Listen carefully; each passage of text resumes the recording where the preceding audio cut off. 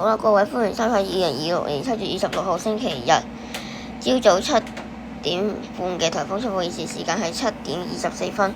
咁天文台呢，就喺7點10分發出咗由8號西南烈風或暴風信號取代9號烈風或暴風風力增強信號，而家有同埋黃色暴雨警告信號㗎。咁我哋而家睇下風暴，最新嘅風暴消息。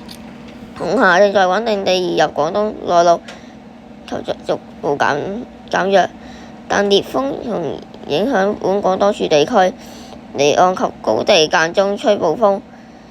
8號烈風或暴風信號會至少維持至中午12點，隨後天文台會視乎本地風力減弱程度，考慮改發3號強風信號。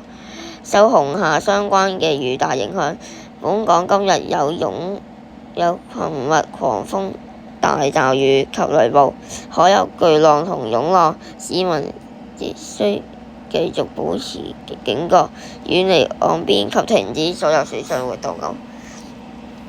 好啦，咁我哋而家睇埋風暴路徑。咁現時紅霞呢，就喺今朝呢，就已經登陸咗㗎啦。咁喺今朝7點幾就已經減弱為一個颱風。今朝點解減弱為一個颱風啦？咁我哋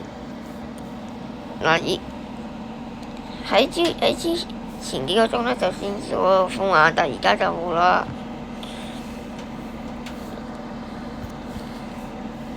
呢個預測個圖。